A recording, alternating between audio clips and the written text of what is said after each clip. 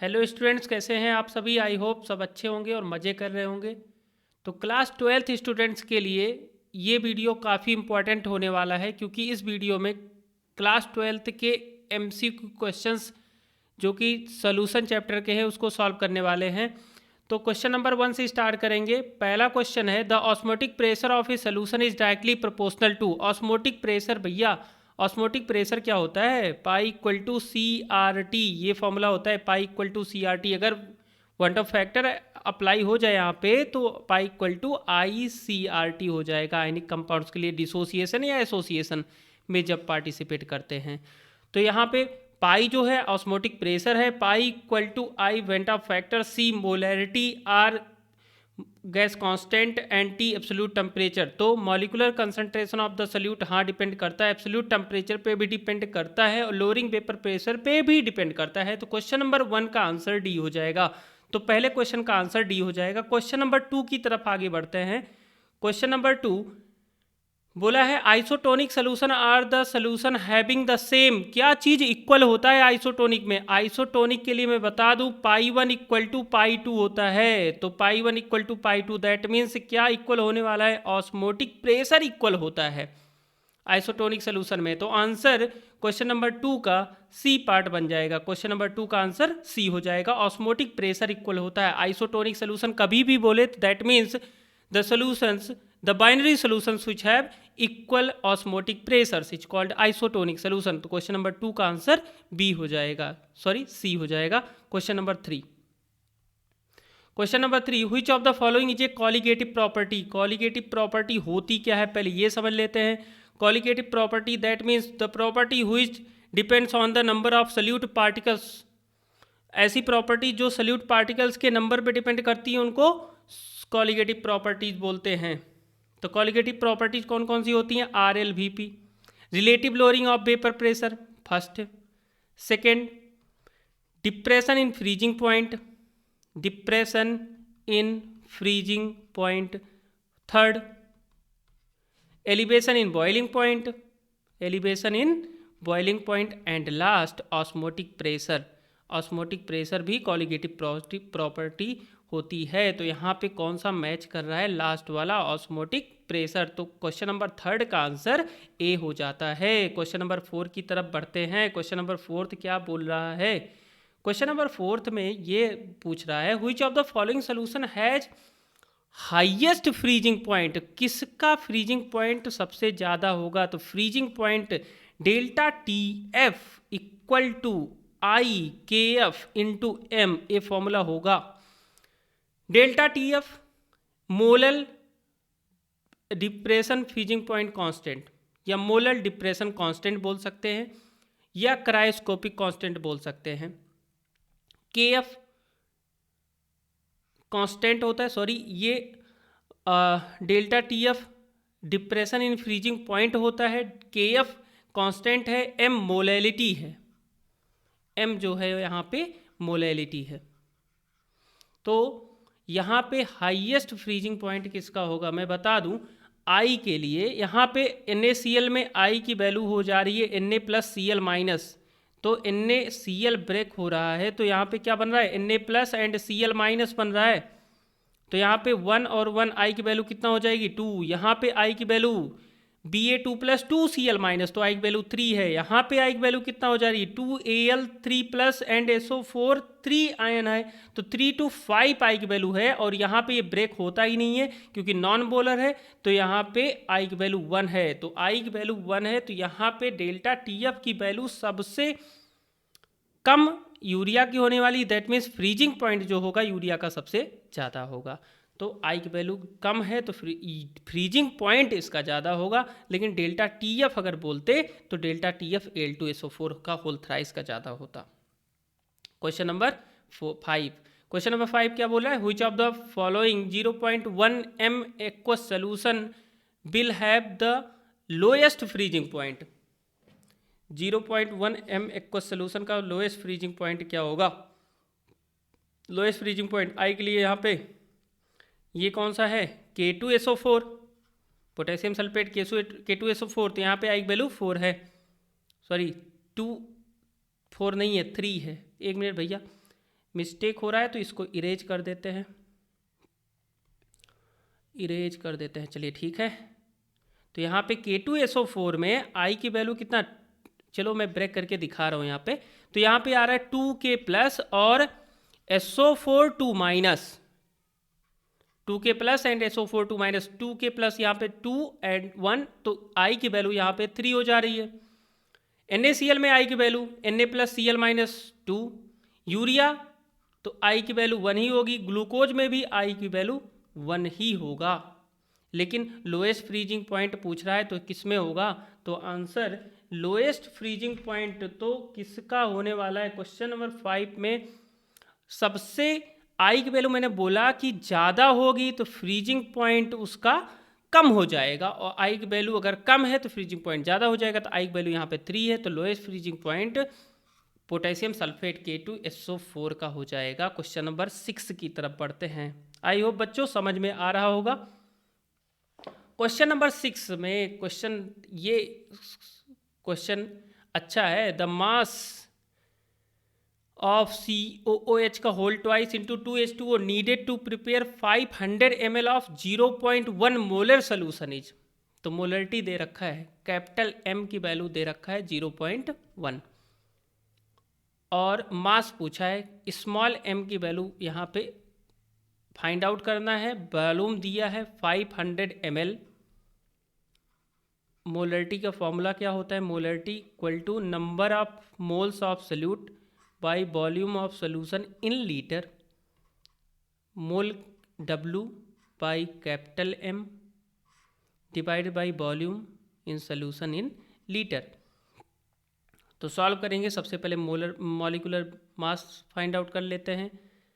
COOH का whole twice, that means C2O4H2 dot 2H2O, ये formula हो जा रहा है।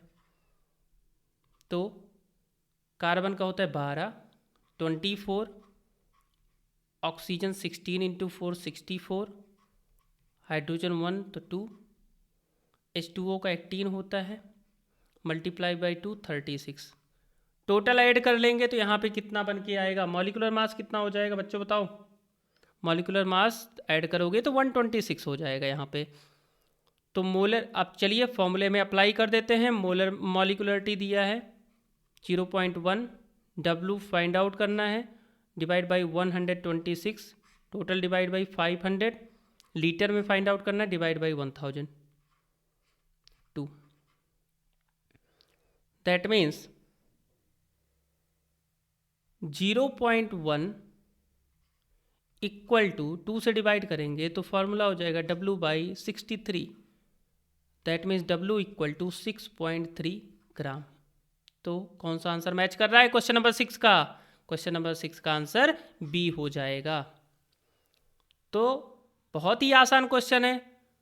मोलरिटी फाइंड आउट करना है, molarity number of moles of solute by volume of solution in litre, number of moles of solute that means weight by molecular weight by volume of solution in litre, ml में दे रखा था 1000 से divide कर दिया, और W find out करना था, W by molecular mass find out किया, 126 डिवाइड बाई 500 डिवाइड बाई 1000, 0.1 दे रखा है मोलरिटी, तो W यहाँ पे फाइंड आउट हो जाएगा। W सॉल्व करने पे 6.3 ग्राम आ गया, तो ये आंसर 6 का B हो जाता है। Question number 7, which of the following solution has the highest osmotic pressure, कौन से सोल्यूशन का ऑस्मोटिक प्रेशर सबसे ज़्यादा होगा इस क्वेश्चन में, बच्चों बताओ कौन सा आंसर होगा। पाई इक्वल टू फॉर्मूला क्या अप्लाई होता है, ICRT। आई की वैल्यू किस, इसमें आई की वैल्यू 2, आई की वैल्यू 3, I1, इसमें भी I1, तो आई की वैल्यू सबसे ज़्यादा किसमें, MgCl2, तो आंसर B हो जाएगा। बहुत ज़्यादा सॉल्व नहीं करना है, थ्योरेटिकल पार्ट को अच्छे से समझना है, क्वेश्चन बहुत आसानी से बन के आ जाएगा। Question number 8, which of the following solution in water has highest boiling point, किसका बॉइलिंग पॉइंट सबसे ज़्यादा होगा। तो बच्चों मैं बता दूं यहाँ पे बॉइलिंग पॉइंट पूछा है तो इसमें आई की वैल्यू देखना है, आई की वैल्यू ज़्यादा है तो बॉइलिंग पॉइंट भी ज़्यादा होगा। तो इसका भी आंसर 8 का 1 मोलर MgCl2 ही होने वाला है। क्वेश्चन नंबर 8 का भी आंसर बी ही होगा। क्वेश्चन नंबर 8 का आंसर बी होगा। Question number 9, which of the following aqueous solution containing 10 gram of solute in each case, 10 gram of solute in each case has highest melting point, किसका सबसे ज़्यादा melting point होने वाला है question number 9 में। तो यहाँ पे मैं बता दूँ 10 ग्राम सोल्यूशन में सल्यूट है हमारे पास, हाईएस्ट मेल्टिंग पॉइंट शुगर, पानी में चीनी मिला दो अच्छे से घुल जा देता है। क्यों? क्योंकि शुगर जो है वो नॉन वोलेटाइल सल्यूट है, नॉन वोलेटाइल सल्यूट, और नॉन वोलेटाइल सल्यूट यहाँ पे मिक्स कर रहे हैं तो मेल्टिंग पॉइंट इसका ज़्यादा हो जाता है। तो क्वेश्चन नंबर 9 का आंसर सी होगा।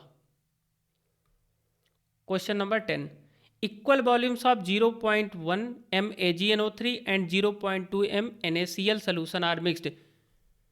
0.1 देखिए मिक्सिंग हो रहा है यहाँ पे तो जो वॉल्यूम है वो डबल हो जाएगा, वॉल्यूम गेट डबल्ड, मिक्सचर का जो वॉल्यूम होगा वो क्या हो जाएगा, डबल हो जाएगा। अगर मिक्सचर का वॉल्यूम डबल हो गया तो यहाँ पे concentration of NO3 minus concentration half हो जाएगा m/2, और NO3 माइनस किससे आ रहा है, AgNO3 से आ रहा है। तो 0.1 m की वैल्यू है,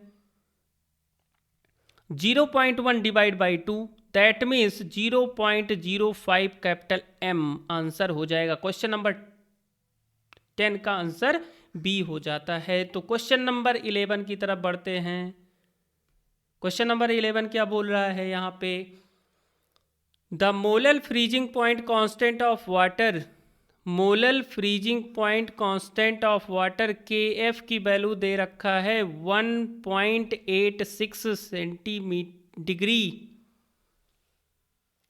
the freezing point 0.1 m NaCl। तो फॉर्मूला बता दूं आपको क्या होता है, delta TF equal to IKF into M, यही तो फॉर्मूला होता है। M मोलैलिटी है, molality of the solution, I van't Hoff factor, NaCl के लिए I कितना होगा, Na plus and Cl minus, कितने आयंस में ब्रेक हो रहा है, 2, तो यहाँ पे I की वैल्यू 2 हो जा रही है।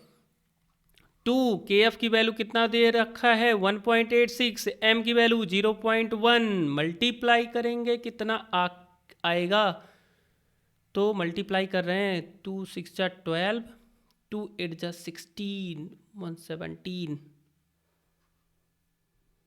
3, 0.372 डेल्टा TF आ रहा है। पर डेल्टा TF आपसे नहीं पूछा है, आपसे पूछ रहा है फ्रीजिंग पॉइंट कितना होगा। तो delta TF equal to TF not minus TF होता है, पर आपसे TF पूछा है तो TF equal to delta TF not minus TF not minus delta TF, that means TF not freeze कितने डिग्री पे होता है, 0 माइनस 0.372, तो आंसर बन के आ जाएगा 0.372।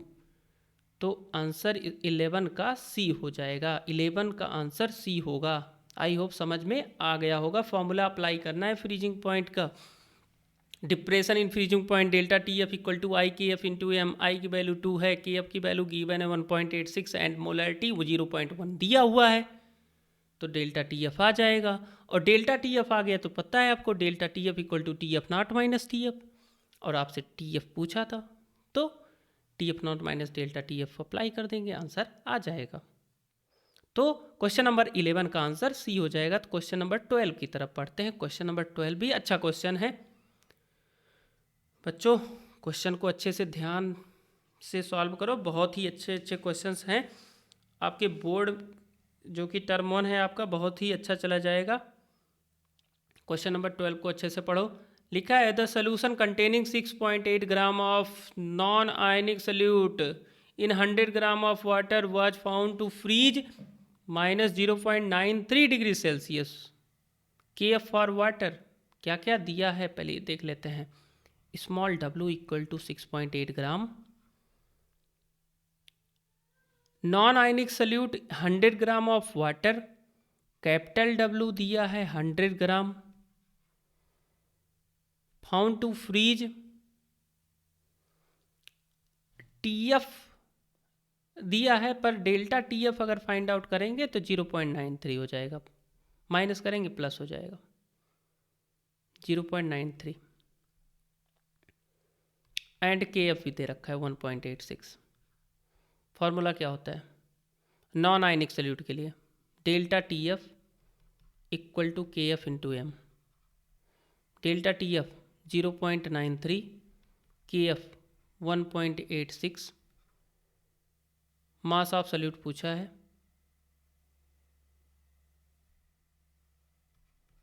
W पूछा है आपसे,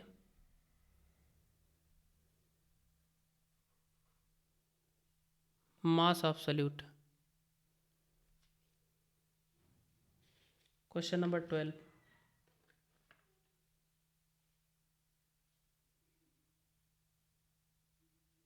कैपिटल M पूछा है आपसे, ये तो दे रखा है ना 6, तो कैपिटल M पूछा है, तो 1 मिनट, ओहो इरेज कर देते हैं, सॉरी।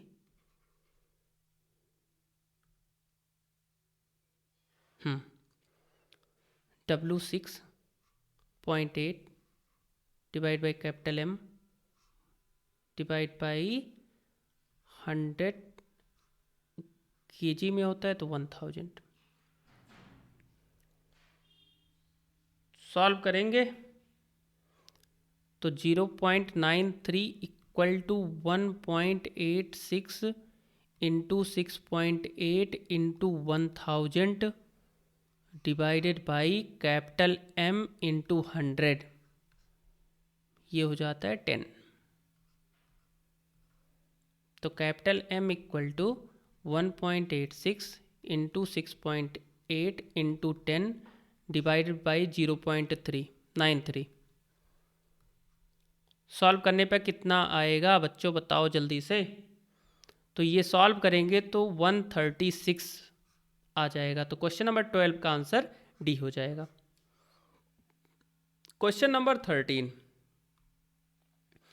क्वेश्चन नंबर 13 बहुत ही अच्छा क्वेश्चन है ऑब्जेक्टिव के फॉर्मेट में। In case of electrolyte which dissociate in solution the want Hoff factor is, want Hoff factor dissociation में बता दूं I ग्रेटर देन 1 डिसोसिएशन के लिए होगा, डिसोसिएशन I लेस देन 1 होगा एसोसिएशन के लिए। I क्या है van't Hoff factor, I equal to 1 neither dissociation nor association.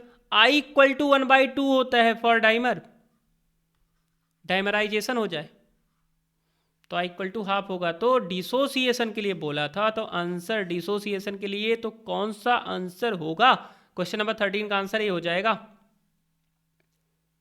Question number 14, which of the following salt will have same value of Went of factor, same value Went of factor का अगर K4FeCN6 का बोला है तो मैं बता दूं ये कॉम्प्लेक्स कंपाउंड होते हैं, तो यहाँ पे ब्रेकिंग जो होगी 4K प्लस बीच का ब्रेकिंग नहीं होगा, FeCN का होल 6 वो वैसे के वैसे रह जाएगा स्क्वायर ब्रैकेट के अंदर ही। तो FeCN होल 6 4 माइनस ऐसे लिखेंगे, तो यहाँ पे 4 प्लस 4 आयन इधर से 1 आयन इधर से, तो I की वैल्यू यहाँ पे बन रही है 5, और फर्स्ट को Al2SO4 को ब्रेक करेंगे तो 2Al3 plus and SO4 3 minus 3 times है, तो यहाँ पे 2 आयन और यहाँ पे 3 आयन, तो I की वैल्यू 5 आ रही है। क्वेश्चन में यही तो बोला था सेम वैल्यू, सेम वैल्यू कब बनेगा जब I की वैल्यू दोनों के लिए सेम हो जाए वेंट ऑफ फैक्टर। तो क्वेश्चन नंबर 14 का आंसर यही हो जा रहा है। क्वेश्चन नंबर 15 की तरफ पढ़ते हैं। क्वेश्चन नंबर 15 है 120 gram of urea is present 5 litre of solution. Active mass बोला है तो active mass that means molarity ही आपसे पूछ लिया है। एक्टिव मास मोलैरिटी एक ही बात है, तो active mass equal to number of moles of solute by volume of solution in litre. Mole को स्मॉल एन से डिनोट करते हैं और स्मॉल एन की वैल्यू है W by capital M by V in litre. सबसे पहले मोलर मास फाइंड आउट कर लेते हैं यूरिया का। यूरिया का फॉर्मूला होगा NH2CONH2, तो nitrogen 14 plus 2 plus 12 plus 16 plus 14 plus 2, तो ऐड करेंगे कितना आएगा 14 टू 16, 16 16 32, 42 44 60 हो जा रहा है, 60 हो जा रहा है। तो यहाँ पे एक्टिव मास बोला है 120 बाई 60 डिवाइडेड बाई 5, 2/5 और 2/5 सॉल्व करेंगे तो कितना आ जा रहा है 0.4। कौन सा आंसर बन जाता है क्वेश्चन नंबर 15 का? क्वेश्चन नंबर 15 का आंसर बच्चों कौन सा है? आंसर सी हो जाएगा। समझ में आया? एक्टिव मास या मोलरिटी कंसंट्रेशन सब एक ही टर्म है, अलग अलग तरीके से बोल देते हैं क्वेश्चन को। क्वेश्चन नंबर 16 स्टेटमेंट देखो पूछ लिया है क्वेश्चन में। The law stating that the relative lowering vapor pressure RLVP is equal to mole fraction of solute। RLVP mole fraction of solute किसने बोला था? ये हमारे राउल्ट भाई साहब थे, साइंटिस्ट का नाम है राउल्ट, इन्होंने बोला था। तो क्वेश्चन नंबर 16 का आंसर सी हो जाता है। तो क्वेश्चन नंबर 17 कौन सा होगा? एज़ोट्रॉपिक मिक्सचर क्या होते हैं ये सबसे पहले बात कर लेते हैं। बाइनरी सोल्यूशन में, बाइनरी सोल्यूशन है मतलब आपके पास दो कंपोनेंट रहेंगे, ये सोल्यूट और सॉल्वेंट। बाइनरी सोल्यूशन में अगर उसको बॉयल कर रहे हैं तो वो चीज़ लिक्विड फेज और वेपर फेज में सेम कंपोजिशन देगा कांस्टेंट टेम्परेचर पे, तो ऐसे मिक्सचर को एज़ोट्रॉपिक मिक्सचर बोलते हैं। और HCl H2O में HCl का जो कंपोजिशन होता है 22.2% होता है। तो क्वेश्चन नंबर 17 का आंसर बी हो जाएगा। Question number 18 which of the following modes of expressing concentration is independent of temperature? कौन सा टेम्परेचर पे डिपेंडेंट नहीं है? तो जिसमें वॉल्यूम टर्म नहीं होगा उसी में है। मोलरिटी में भैया N/V होता है, तो होता है। फॉर्मेलिटी में भी इक्विवेलेंट वॉल्यूम टेम्परेचर आएगा, फॉर्मेलिटी में भी आता है। मोलेलिटी में वेट ऑफ सॉल्वेंट हो जाएगा। तो यहाँ पे मोलेलिटी वॉल्यूम टर्म आता नहीं है, तो इंडिपेंडेंट ऑफ टेम्परेचर जैसे मोल फ्रैक्शन हो गया, मोलैलिटी, ये इंडिपेंडेंट है और ये तीनों जो हैं ये डिपेंडेंट होते हैं। कुछ ये भी क्वेश्चन अच्छा है। Question number 19 a 500 gram toothpaste sample है 0.2 gram fluoride concentration. What is the concentration of fluoride in term of ppm level? ppm level concentration बोला है percentage W/W, volume of weight of solute 0.2, weight of solvent 500 into ppm parts per million 10⁶। तो यहाँ पे 2 divided by 5 into 2 यहाँ से गया तो 4 और 0.1 हटाए तो 10⁻³ और यहाँ पे सॉल्व करेंगे तो ये 0.4 इंटू 10⁻³ दैट मीन्स 400। तो क्वेश्चन नंबर 19 का आंसर कौन सा होगा? क्वेश्चन नंबर 19 का आंसर सी हो जाएगा। क्वेश्चन नंबर 20, क्वेश्चन नंबर 20 क्या बोल रहा है? N aqueous solution फ्रीजेज out -0.186 degree, KF 1.86 degree, KB 0.51। What is the elevation of boiling point? Elevation of boiling point पूछ रहा है क्वेश्चन नंबर 20 में। आंसर क्या होगा? कैसे सॉल्व करेंगे? तो क्वेश्चन नंबर 20 में डेल्टा, पहले फॉर्मूला लगा देते फ्रीजिंग का, delta T F equal to K F into M. K F, delta T F दे रखा है 0.186, टी एफ दे रखा है पर डेल्टा टी एफ 0 में से माइनस करेंगे तो पॉजिटिव हो जाएगा 0.186। के एफ की वैल्यू 1.86 एंड एम पहले फाइंड आउट कर लेते हैं मोलरिटी कितना होगा, तो एम यहाँ पे सॉल्व करेंगे तो फॉर्म बन के आएगा 0.1। डेल्टा टी बी पूछा है तो delta T B equal to K B into M. K B की वैल्यू कितना है 0.512 इंटू 0.1, सॉल्व करेंगे तो आ गया 0.0512। तो आंसर क्वेश्चन नंबर 20 का आंसर डी हो जाता है 0.512। Question number 21, the average osmotic pressure of human blood is 7.8 bar. What is the concentration and aqueous solution of NaCl that could be used in blood stream? Could be used in blood stream. Question number 21. Answer कितना हो जाएगा question number 21 का, बताओ कैसे solve करेंगे, कुछ समझ में आ रहा है? ऑस्मोटिक प्रेशर फॉर्मूला क्या होगा, pi equal to I C R T. NaCl है, एक एक टर्म ध्यान देते हैं, NaCl है तो आई की value Na plus Cl minus, that means I की वैल्यू 2 हो जाएगी। C कितना होगा वही तो फाइंड आउट करना है, कंसंट्रेशन C रखते हैं, मोलरिटी कंसंट्रेशन एक ही टर्म है। R कितना होगा 0.0821 T। 37 में 2273 ऐड कर देंगे केल्विन में, एब्सोल्यूट टेम्परेचर होता है 310 kelvin. 310 pi 7.8 bar, C 7.8 divided by 2 into 0.0821 into 310। Solve करके बताओ कितना होगा। क्लास 12th एनर्जी फुल रखना एग्जाम में, नहीं तो ऐसे ही होगा, धराशायी हो जाओगे।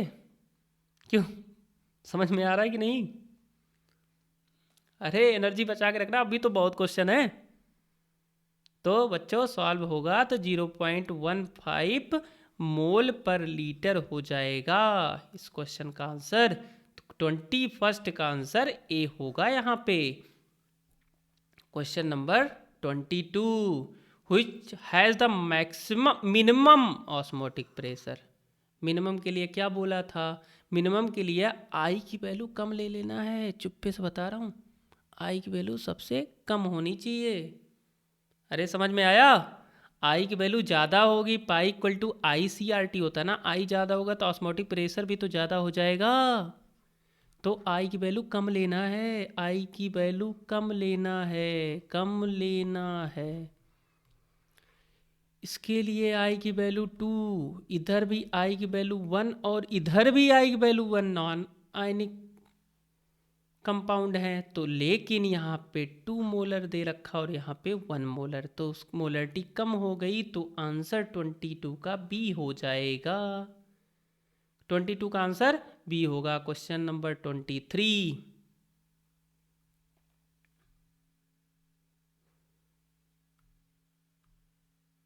चलो question number 23, solution A contains 7 gram per liter MgCl2, solution B contains 7 gram per liter NaCl at room temperature, the osmotic pressure of, भैया कंसंट्रेशन सेम है, कंसंट्रेशन सेम है पर ऑस्मोटिक प्रेशर सेम नहीं होगा। क्यों सर सेम नहीं होगा? क्योंकि MgCl2 में I की वैल्यू 2 है और NaCl में I की वैल्यू 1 है। तो मैंने क्या बोला, pi equal to ICRT formula होता है। अगर I ज़्यादा हो गया तो ऑस्मोटिक प्रेशर भी तो ज़्यादा हो गया। अरे बोला तो नहीं था पहले वाले क्वेश्चन में, इससे पहले वाले में। तो अगर आई की वैल्यू ज़्यादा तो ऑस्मोटिक प्रेशर भी ज़्यादा होगा कि नहीं। अगर ऑस्मोटिक प्रेशर ज़्यादा हो गया तो कौन सा आंसर सही होगा। That means A contains MgCl2 went up factor इसका 2 है, तो क्वेश्चन नंबर 23 का आंसर होगा solution A is greater than B. यही तो आंसर सही लग रहा है। ए में वेंट अप फैक्टर 2 है और बी में 1 है, तो आंसर 23 का ए हो जाएगा। क्वेश्चन नंबर 23 का ए, क्योंकि आई की वैल्यू ज़्यादा है और बी में आई की वैल्यू कम है। Question number 24, equimolar solution in the same solvent have molar concentration भी सेम है, सॉल्वेंट भी सेम है, तो बॉइलिंग पॉइंट और फ्रीजिंग पॉइंट भी सेम ही होता है। तो क्वेश्चन नंबर 24 का आंसर सी हो जाएगा। Question number 25, the mole fraction of solute 1 molar solution is. Mole fraction बोला है यहाँ पे, मोल फ्रैक्शन क्या होता है, एक्स Na/Na+Nb। एक्वस मतलब जो सॉल्वेंट है वो वाटर है, तो यहाँ पे 1 मोल डिवाइड बाई 1 प्लस वाटर के लिए याद रखना है 55.56 होता है, तो सॉल्व कर लेंगे इसको, तो 1/56.56। और बच्चों जब सॉल्व करेंगे तो कितना आएगा, फटाफट आंसर बता दो, सॉल्व ना करना पड़े। 1 2 3 गो। आ गया होगा, नहीं आया, चलो ठीक है। तो मैं बता दूं 0.018 आंसर होगा। तो क्वेश्चन नंबर 25 का आंसर सी हो जाएगा। मज़ा आ रहा है कि नहीं,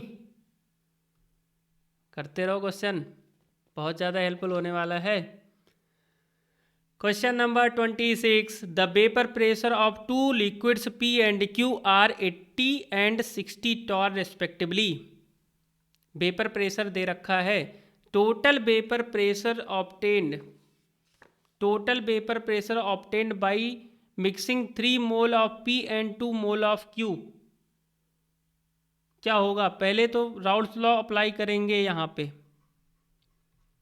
राउल्स लॉ फॉर्मूला क्या होगा, P total equal to PA not XA plus PB not XB, PB not XB। तो PA नॉट 80 इंटू XA कितना दे रखा है 3 प्लस PB नॉट कितना 60 इंटू XB कितना होगा। ये ऐसे सॉल्व ना करो, और आसान है, वैसे 3 नहीं होगा, 3/5 होगा, और ये क्योंकि Na/Na+Nb होता है, और ये हो जाएगा 2/5। चलो ऐसे सॉल्व कर देते हैं, तो ये हो जाएगा 5 से 6 16, और ये 5 से कटेगा तो 12 आ जाएगा। तो यहाँ पे 16 3 48 और 12 दुनाई 24, तो 8 4 12 2 4 2 6 7 72 टॉर आंसर आ गया, ऐसे भी आ गया। क्वेश्चन नंबर 26 आंसर वैसे सी दिख रहा है, लेकिन इस तरीके से भी सॉल्व कर सकते थे। वेपर प्रेशर पूछा था, तो XA इक्वल टू यहाँ पे सॉल्व कर देते, तो PA/PA प्लस PB, चलो ऐसे ही कर लो, कोई दिक्कत नहीं है। आंसर यहाँ से वो राउल्स लॉ अप्लाई कर देना, PT equal to PA not XA plus PB not XB। तो और XA होता है मोल फ्रैक्शन Na/Na+Nb, Nb/Na+Nb, तो यहाँ पे आंसर बन जाएगा। क्वेश्चन नंबर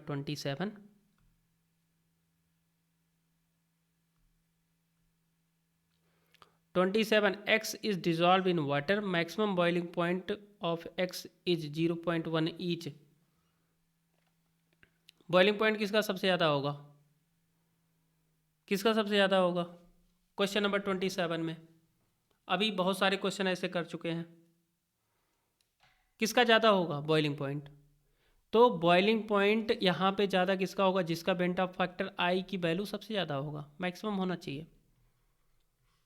चलो इसके लिए चेक करते हैं। CuSO4 में आई की वैल्यू 2 होगा, BaCl2 में आई की वैल्यू 3 है क्योंकि Ba और 2Cl, NaCl में आई की वैल्यू 2 है और यहाँ पे यूरिया में नॉन आयनिक है तो यहाँ पे 1 हो जाएगा। तो आई की वैल्यू 3 सबसे ज़्यादा है, तो बॉइलिंग पॉइंट क्वेश्चन नंबर 27 का बी हो जाएगा। क्वेश्चन नंबर 27 का आंसर बी है। Question number 28, in an aqueous solution glucose is allowed to freeze, then crystals of which substance will be separated and first? Glucose पानी में dissolve करेंगे, कौन सा सबसे पहले सेपरेट आउट होगा? पानी ही तो होगा, वाटर सेपरेट आउट होगा सबसे पहले। तो क्वेश्चन नंबर 28 का बी बन जाएगा। Question number next, question number 29, P A not by P B not दे रखा है यहाँ पे क्वेश्चन नंबर 29 में। If two substances A and B है P A not and P B not, P A not P B not का ratio P not A P not B equal to 1/2, have mole fraction in solution 1:2, mole fraction Na upon N B, Na upon N B equal to दे रखा है 1/2। बोला है mole fraction of A in vapour phase में बोला है, तो vapour phase में mole fraction P A equal to X A into P total, X A बोला है यहाँ पे, X A equal to P A upon P total, that means P A 1/3, P A 1/3 divided by 1/3 plus 4/3। तो यहाँ पे कितना आ जाएगा solve करने पे? तो यहाँ पे सॉल्व करेंगे तो 1/3 डिवाइड बाई 5/3, 1/5, दैट मीन्स 0.2। तो आंसर डी बन जाता है। वैसे P A, sir P A आपने कैसे रख दिया? तो पी ए नॉट दे रखा था, तो P A equal to P A not into X A, P A not into X A, P A not 1 into X A N A upon N A plus N B, N A दे रखा है 1 और N A plus N B 1 + 2 कितना आ जाएगा 3, यहाँ पे P A 1/3 हो गया। P B not, P B find out करो, तो P B not into X B, क्योंकि कन्फ्यूजन हो जाएगा आप लोग को। तो पी बी नॉट कितना दे रखा है 2 into N B upon N A plus N B दे रखा है 2/3, तो पी बी कितना बन गया 4/3। बता दूँ P total equal to, formula कैसे हमने वहाँ पे रख दिया, तो पी टोटल इक्वल टू होगा P A plus P B. P A आया है 1/3 और पी बी आया है 4/3, 1/3 प्लस 4/3, तो यहाँ पे ये रखा है पी टोटल के प्लेस पे। तो समझ में आ गया होगा क्वेश्चन नंबर 29 की तरफ। क्वेश्चन नंबर 29 डी आंसर हो जाएगा। तो क्वेश्चन नंबर नेक्स्ट जो कि आपका क्वेश्चन नंबर 30 है, खुल जा सिम सिम, हाँ खुल गया। Wow, what is the beauty of this question, कितना बढ़िया क्वेश्चन है आपका। डिसोसिएशन और डिग्री ऑफ डिसोसिएशन और बेंट ऑफ फैक्टर में रिलेशन पूछ लिया यहाँ पे। डिग्री ऑफ डिसोसिएशन और एसोसिएशन दो फॉर्मूले होते हैं। डिसोसिएशन के लिए फॉर्मूला होगा alpha equal to I-1 upon N-1। N क्या होता है? Number of molecules after association और डिसोसिएशन। तो यहाँ पे डिसोसिएशन हो रहा है, तो अल्फा इक्वल टू I-1 और Na2SO4 ब्रेक हो रहा होगा, तो कितना बनेगा 2Na प्लस एंड SO4 2-, यही तो बनेगा। अरे बनेगा कि नहीं? तो यहाँ से I की वैल्यू 2 और यहाँ से I की वैल्यू 1, तो I की वैल्यू कितनी होगी 3, हुई कि नहीं? तो 3 - 1 कितना हो गया 2, तो alpha equal to I minus 1/2, 2 alpha equal to I minus 1। Formula क्या बन जाएगा? I equal to find out करना है, तो I equal to 1 + 2 alpha. Answer कौन सा दिख रहा है क्वेश्चन नंबर 30 का? क्वेश्चन नंबर 30 का आंसर सी हो जाएगा। समझ में आया कि नहीं? तो सर डिसोसिएशन के लिए तो alpha equal to I minus 1/n-1 था। तो सर बता दो एसोसिएशन के लिए भी क्या होता है? तो ये फॉर्मूला बच्चों बहुत ही इम्पॉर्टेंट है, फ्री के नंबर्स हैं। चलो ये फॉर्मूला याद करना डिसोसिएशन के लिए, क्योंकि डिसोसिएशन के लिए पूछा था। डिसोसिएशन के लिए फॉर्मूला होता है alpha equal to I minus 1/n-1। लेकिन क्या ये डिसोसिएशन ही पूछ सकता है? नहीं, एसोसिएशन के लिए भी बोलेगा। तो एसोसिएशन के लिए फॉर्मूला चलो मैं लिख देता हूँ, याद कर लेना। एसोसिएशन के लिए फॉर्मूला होगा अल्फ़ा इक्वल टू 1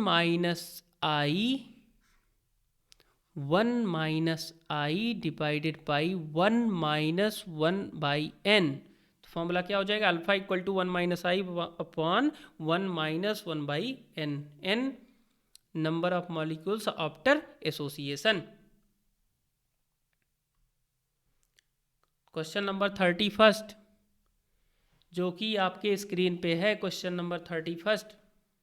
थक तो नहीं गए हो? अरे थकना नहीं है, बहुत सारे क्वेश्चन करना है। अभी तो ये सेकंड चैप्टर के MCQs करा रहे हैं, उसके बाद और सारे हैं टर्म 1 में। कितने चैप्टर? 7 चैप्टर आई होप आने वाले हैं। हर एक चैप्टर को अच्छे से सॉल्व करेंगे। चलो सॉल्व करो, थकना उगना नहीं है।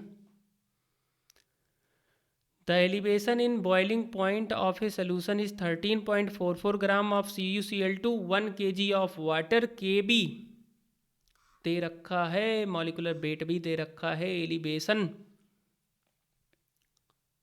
Delta TB equal to I KB into M। ये फॉर्मूला होता है